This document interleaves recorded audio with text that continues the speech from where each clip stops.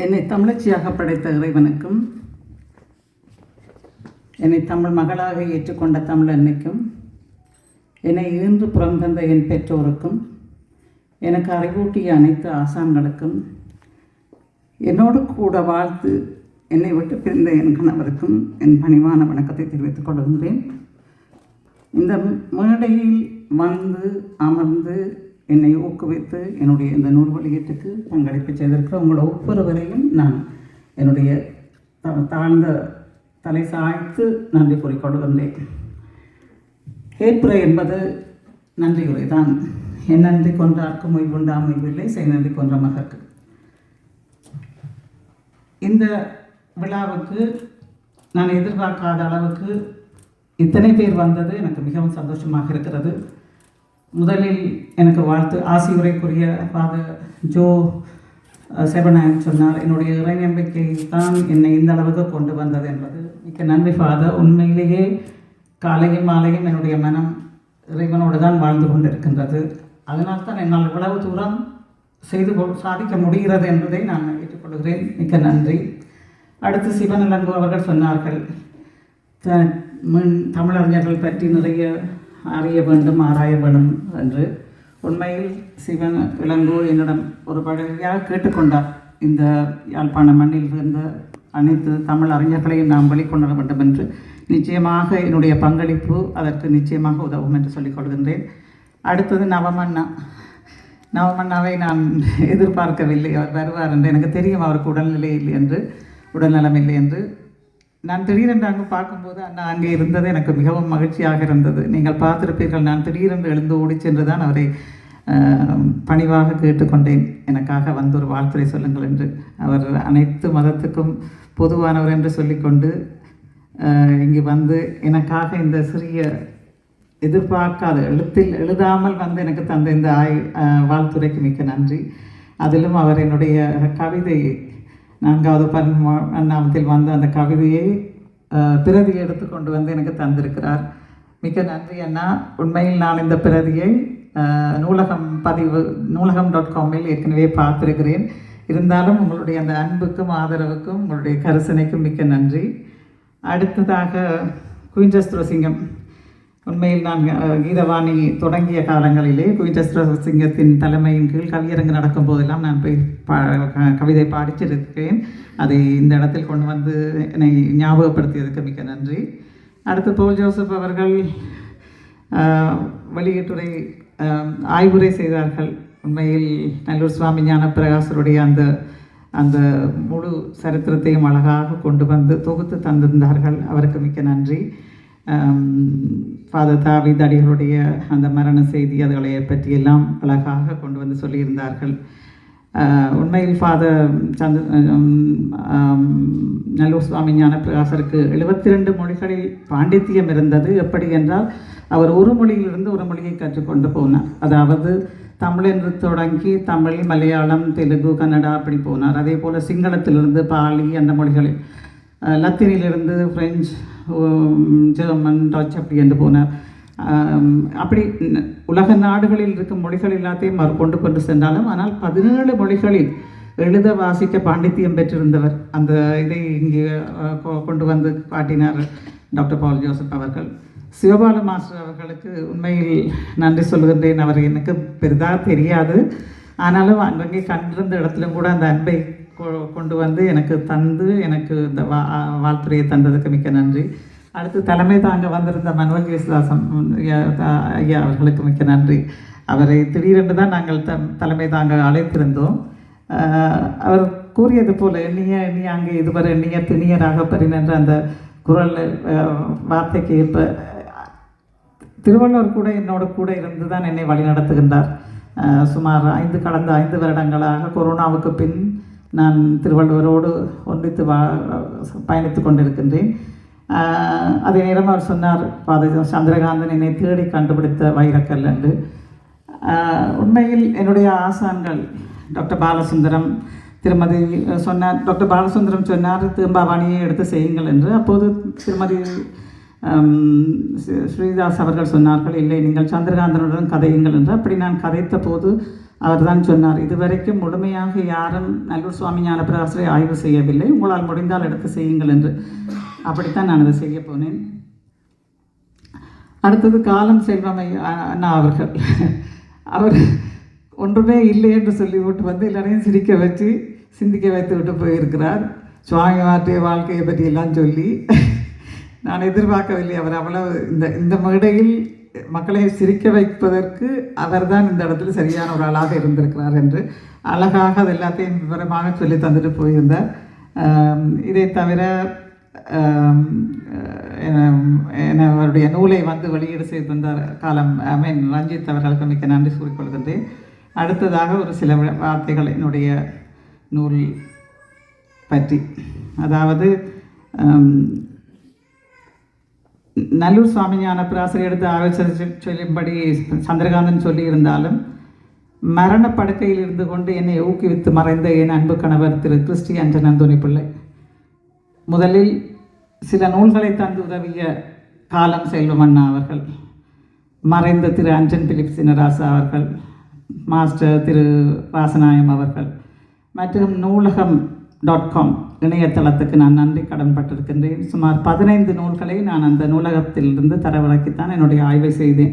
என்றால் அந்த காலகட்டங்களில் கொரோனா காலம், அதற்கு முந்தின காலத்தில் நான் இலங்கைக்கு யாழ்ப்பாணத்துக்கு போக முடியாத ஒரு கட்டாயம், அதற்குள் என்னுடைய கணவருடைய உடல்நிலை, இவை எல்லாம் சேர்ந்து நான் நூலகம்.comல் தான் என்னுடைய ஆய்வை தொடர்ந்து செய்தேன். அவர்களுக்கு நன்றி.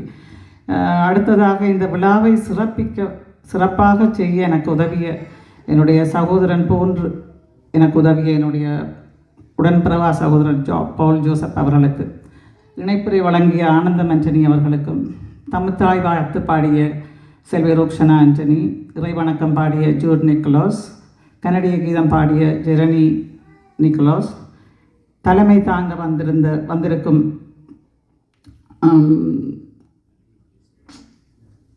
மனுவல் ஜேசுதாசன் ஐயா. நான் எதிர்பார்க்கவில்லை அவர் ஓமென்று சொல்லுவார் என்று. ஏனென்றால் நாங்கள் எதிர்பார்த்திருந்தது பேராசிரியர் பாலசுந்தரம் அவர்களை, அவர் வரவில்லை. அதே போன்று என்னுடைய நிகழ்வுக்கு வரவேற்புரை நிகழ்த்திய என்னுடைய மருமகள் லோகமாலினி கிறிஸ்டி ஆண்டன், வெளியீட்டுரை வழங்கிய காலம் செல்வம் அண்ணா, ஆய்வுரை வழங்கிய பவுல் ஜோசப், என்னை கௌரவித்த கனடிய தமிழ் கவிஞர் கழகத்தினர் மற்றும் எழுத்தாளர்கள் கழகத்தினர், ஆசிரிய வழங்கிய குருக்கள், வாழ்த்துறை வழங்கிய அனைத்து சான்றோர்களுக்கும், மேலும் எனக்கு உதவ வர வேண்டியிருந்த சகல ஊடக பணியாளர்களுக்கும்,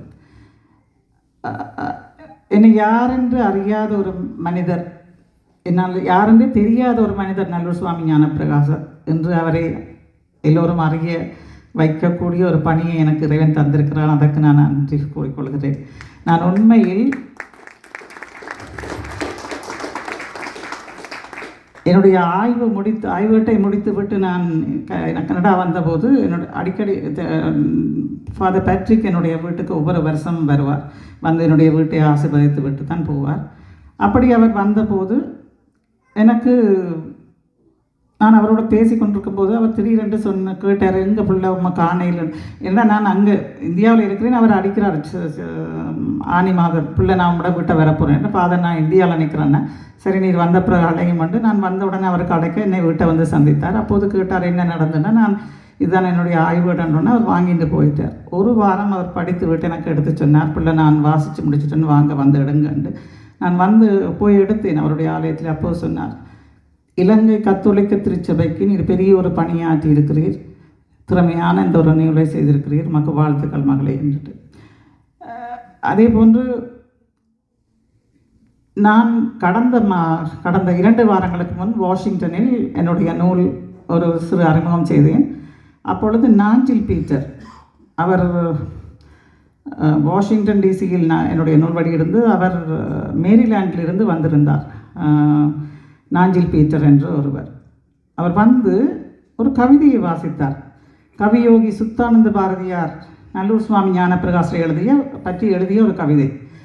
தமிழே உலகத் தாய்மொழி என்று பறையடி தோதிய பன்மொழி புலவன், சொல்லாராட்சியும் தொல்லாராட்சியும் வல்லவன் பைபிள் வழியே நடப்போன், மலையுபதேசமே கலையெனக் கொண்ட ஞான பிரகாச நாவலன் இலங்கை என்றும் போற்றும் எழிலார் வித்தகட் செல்வனை தமிழர் சிந்தித்து நிதம் புரிக தமிழ்ப்படி பொலிக நல்லறிவே. இந்த ஞானப்பிரகாசரை பற்றி இந்தியர்களுக்கும் தெரிந்திருக்கிறது எனக்கு பெருமையாக இருந்தது. அவருடைய தமிழாராய்ச்சி, வரலாற்றாராய்ச்சி, அரசியல், மானிடவியல், சமூகவியல், எழுத்துமுறை, சொல்லொற்றுமை, இடப்பெயர்கள், சமய வரலாறுகள், சமய வழிபாடுகள், பழக்க வழக்கங்கள், ஆலயங்கள் அமைத்தல், 37 ஆலயங்கள் அவருடைய காலத்திலே அமைத்திருக்கிறார். பாடசாலைகள் 30 பாடசாலைகளை அமைத்து தந்திருக்கிறார். இப்படி அவர் ஆற்றிய பணிகள் வியக்கத்தக்கவை. மொழியை வரம்பாக வைத்துக்கொண்டு இலக்கண உலகை ஆண்டிருக்கிறார். மண்ணோடு புதைந்து கிடத்த எமது நாகரிகத்தை, பண்பாட்டை, கலாச்சாரத்தை எல்லாம் ஆய்வுகள் மூலம் வெளியே கொண்டிருக்கின்றார். எனக்கு அண்ணாமலை பல்கலைக்கழகத்திலே எனக்கு மேற்பார்வையாளராக வந்தவர் ஒரு துணை ஆசிரியர். அவர் வந்து என்னிடம் கேட்டார், தொல்காப்பிய செய்யாத சாதனையை உங்கள் ஞானப்பிரகாச சுவாமி என்ன பண்ணியிருக்கிறார் அப்படின்னு. நான் அவரோடு போராட விரும்பவில்லை. நான் மௌனமாக இருந்து விட்டேன். ஒரு வாரங்கள் என்னுடைய நூலை ஆய்வு செய்து மேற்பார்வை பார்த்துவிட்டு வந்து சொன்னார், அம்மா என்னை மன்னித்துள்ளோம். எனக்கு முன்னால் கையை கும்பிட்டு கொண்டு நின்றாள். அம்மா என்னை மன்னித்து விடுங்கள், நான் தெரியாமல் பேசிட்டேன். உங்கள் சாமியார் நிறையவே சாதித்திருக்கிறார், நிறையவே செய்திருக்கிறார். அந்த சாமியாரோட வழிகாட்டல் உங்களை மேலும் மேலும் கொண்டு போகும். நீங்கள் இந்த நூலை உலகம் முழுக்க கொண்டு போய் பரப்புங்கன்னுட்டு எனக்கு அது பெருமையாக இருந்தது. எங்களுடைய சுவாமியாரை ஒருவர் சாதாரணமாக நினைத்து கொண்டு அவர் கதைத்திருக்கிறார். ஆனால் பிறகு அவர் அதை உணர்ந்து கொண்டார். உங்களுக்கு தெரியும், கடந்த மாதம் 150வது ஆண்டு விழாவுக்காக யாழ்ப்பாணத்திலே திருமறைக்கலா மன்றத்திலே என்னுடைய நூலை கொண்டு போய் வெளியீடு செய்தேன். வாஷிங்டன் வெளியீடு செய்தேன். வரும் ஞாயிற்றுக்கிழமை மிஸ்ஸஸ் ஆகா, அதற்கு அடுத்த கிழமைகளில் மொன்ட்ரியல் கொண்டு போக இருக்கின்றேன். மாதா தொலைக்காட்சி நிறுவனருடன் பேசியிருக்கின்றேன். அவர் அங்கே கொண்டு வர சொல்லியிருக்கின்றார். அடுத்தது கடலூரில் கொண்டு போய், கடலூரிலும் சென்னையில் சென்னை செந்தமிழ் மன்றம், பாரதி கலைக்கழகம், அகில இந்திய எழுத்தாளர் சங்கம், இப்படிப்பட்ட நிறுவனங்களோடு எனக்கு தொடர்பு இருப்பதனால் சென்னையிலே செய்யலாம் என்று இருக்கிறேன். கடலூரில் வெளியிடலாம் என்றிருக்கிறேன். சிவா பிள்ளை அவர்கள் லண்டனுக்கு கொண்டு வர சொல்லி கேட்டார்கள், அங்கே கொண்டு போகலாம் என்றிருக்கிறேன். கடந்த 2 வாரத்துக்கு முதல் இத்தாலியிலிருந்து ஏசிலன் அந்தோனி பிள்ளை அவர்கள் அளித்தார்கள். சகோதரி, நீங்கள் உலகமெல்லாம் கொண்டு திரிகிறீர்கள், இத்தாலிக்கு கொண்டு வாருங்கள், 100 பேரை நான் கூட்டி தருவேன், அங்கே எங்களுடைய ஊரிலும் இந்த நூலை வெளியீடு செய்யுங்கள் என்று. இன்னும் மலேசியா, பிரான்ஸ், ஜெர்மனி போன்ற இடங்களிலிருந்தும் கேட்டிருக்கிறார்கள். எனக்கு விருப்பம். நான் பணத்துக்காக தெரியவில்லை, பணத்துக்காக இதை செய்யவில்லை. நல்லூர் சுவாமி ஞானப்பிரகாசர் நிறையவே சமூகத்துக்கு செய்திருக்கிறார். அவருடைய இந்த பணி உலகம் முழுக்க சென்று சேர வேண்டும். அதை சந்திரகாந்தன் எனக்கு அதை சொன்னார். முடிந்த வரைக்கும் உலகம் முழுக்க கொண்டு போய் அவரை அறிமுகப்படுத்துகின்ற நான் அங்கே யாழில் குருவானவர் குருமலத்தலைவர் அருள் திரு பிஜி ஜெயரட்னம் அவர்கள் ஒரு கேள்வி எழுப்பியிருந்தார் அங்கே நூல் வெளியிட்ட போது. இவ்வளவு செய்த நல்லூர் சுவாமி ஞானப்பிரகாசருக்கு ஏன் இன்னும் புனிதர் பட்டத்துக்கு ஒருவரும் பரிந்துரைக்கவில்லை என்று. நான் அவரிடம் சொன்னேன், ஃபாதர், நான் செய்ய முடியாது, நாங்கள் மன்றாட்டம் தான் செய்யலாம், நீங்கள் குரு சமூகத்தினர் தான் இதை செய்ய வேண்டும். ஏனென்றால் இந்திய முதல் புனிதர் தேவசகாயம் பிள்ளையை 256 ஆண்டுகளுக்கு பிறகுதான் புனிதராக ஏற்றுக்கொண்டார்கள். ஆக எங்களுடைய நல்லூர் சுவாமி ஞானப்பிரகாசர் உலக புகழ் பெற வேண்டும். அதன் மூலமாக அவருடைய பணி உலகெங்கும் தெரிய வேண்டும். உலக கத்தோலிக்க மக்கள், உலக மக்கள், தமிழ் மக்கள் அனைவரும் அவருடைய புனித பட்டத்துக்காக பிரார்த்தனை செய்ய வேண்டும், மன்றாட வேண்டும். நாம் எல்லோருமாக சேர்ந்து அவருக்கு எங்களால் ஆன அந்த திருநிலை பட்டத்தை வாங்கி கொடுக்க வேண்டும். என்றால் அவர் நிறையவே கஷ்டப்பட்டிருக்கிறார். ஒரு தனி மனிதனாக பல சவால்களை வென்று நீரிலே அடித்து செல்லப்பட்டிருக்கிறார். கற்களால் எறிந்திருக்கிறார்கள். கால்நடையாக மக்களை காண சென்றிருக்கிறார். மாட்டு வண்டியில் சென்றிருக்கிறார். ஒழுகிய வீட்டிலேயே ஒரு கையிலே குடையை பிடித்து கொண்டு ஒரு கையிலே பேனாவால் எழுதியிருக்கிறார். இப்படியெல்லாம் அவர் செய்தது சாதாரண சாதனை இல்லை.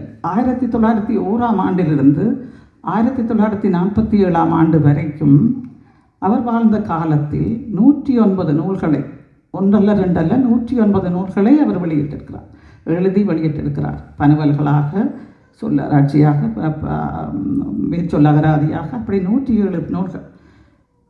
தயவு செய்து உங்களை நான் கெஞ்சி கேட்பது, 10ஓடு 11ஆக இந்த நூலை கொண்டு போய் ஒரு மூலையில் போட்டு விடாதீர்கள். அனைவரும் இந்த நூலை வாசியுங்கள். வாசித்து ஒரு தனி மனிதன் எவ்வளவு செய்திருக்கிறார் அந்த சமூகத்துக்கு. தமிழ் பணி ஆற்றியிருக்கிறார், சமய பணி ஆற்றியிருக்கிறார், சமூக பணி ஆற்றியிருக்கிறார்.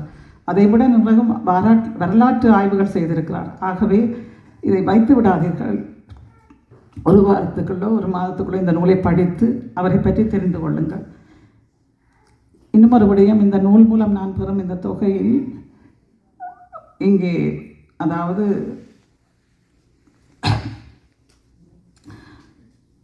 எங்களுடைய அன்புராசா அவர்கள் வச்சிருக்கும் அமைதிக்கரங்கள் மாங்குளத்தில் இருக்கும் அந்த வந்துக்கும், அதே போன்று தெனியாயில் ஃபாதர் இயேசுதாசன் அவர்கள் கேட்டிருந்தார்கள் தன்னுடைய குழந்தைகளுக்கு